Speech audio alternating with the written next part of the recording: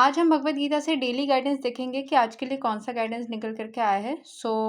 आज हमारे पास chapter 14 the three modes of material nature के श्लोक 3 खुला है। देखते हैं कि क्या आ रहा है इस श्लोक में।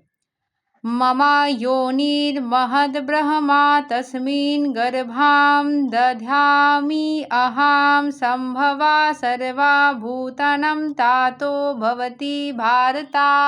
The total material substance called Brahman is the source of birth, and it is that Brahman that I impregnate, making possible the births of all living beings, O son of Bharata। तो जो परम ब्रह्मा जो है उनसे ही हमें सब कुछ मिला है। जो परम ब्रह्मा है उनसे हमें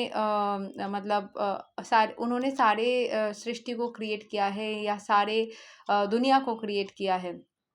उस ब्रह्मा को शक्ति किसने दी?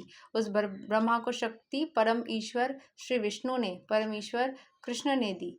ठीक है। उनसे ही सारी शक्ति उनको भी मिली। This is an explanation of the world. Everything that takes place is due to the combination of kshetra and kshetra gyan, the body and the spirit soul. The combination of material nature and the living entity is made possible by the supreme god himself. The Mahat Tattva is the total cause of the total cosmic manifestation and the total substance of the material cause, in which there are three modes of nature, is sometimes called Brahman. The Supreme Personality impregnates the total substance and thus innumerable universes become possible. The total material substance, the Mahat Tattva, is described as Brahman in the Vedic literature. Tasmad itad Brahma nama Rupam Annam cha Jayate. The Supreme Person impregnates the Brahman with the seeds of the living entities. Living entities की एक एक energy दिया जाता है परम ब्रह्मा के अंदर। The 24 elements beginning from earth, water, fire, air are all material energy that they constitute what is called Mahad Brahma or Great Brahman, the great material nature. As explained in the 7th chapter, beyond this there is another superior nature, the living entity, into material nature, and the superior nature is mixed by the will of the Supreme Personality of Godhead, and thereafter all living entities are born of this material nature. The scorpion lays its eggs in piles of rice, and sometimes it is said that the scorpion is born out of rice, but the rice is not the cause of the scorpion. Actually, the eggs were laid by the mother. Similarly, material nature is not the cause of birth of living entities. The seed was giving. जो ये प्रकृति है इसने जन्म नहीं दिया। इस प्रकृति के अंदर उस परम ईश्वर ने अपना वो सीड डाला, तभी वो हो पाया, तभी वो जन्म संपूर्ण हो पाया।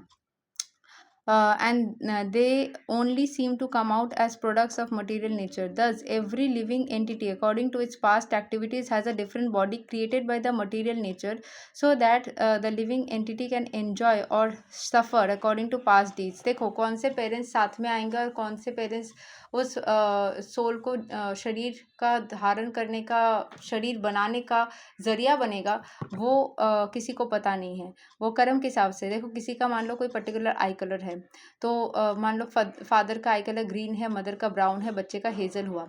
ये जो बच्चे को हेज़ल आई कलर मिला, सब ने उसका ज़िंदगी भर तारीफ़ किया, कितनी सुंदर आँखें, कितनी सुंदर आँखें। ये उसकी पिछले जन्म की कोई कर्म है कि उसको इतने सुंदर आँखें मिले। ठीक है। ये जो होता है ना, कुछ भी आपको मिलता है फिजिकली, मटेरियलिस्टिकली, किसी भी तरीके से आपके कर्म ही होते हैं जिसके वजह से मिलता है। Thus every living entity according to past activities has a different body created by its material nature. मतलब जैसे करोगे वैसे ही ऑटोमेटिकली मिलेगा। The Lord is the cause of all the manifestations of living entities in this material world. तो भगवान ही हैं जो हर एक चीज़ के मैनिफेस्टेशन के रीज़न है, कारक है। यही तक है आज का जो गाइडेंस है। आज का गाइडेंस से हमें यही पता चलता है कि जो परम ब्रह्मा है उससे भी ऊपर परम ईश्वर है श्री विष्णु, तो हमें उनका आराधना करना चाहिए। यही तक है। कल हम और एक गाइडेंस पढ़ेंगे। तब तक के लिए हरे कृष्णा, राधे राधे, जय श्री राम।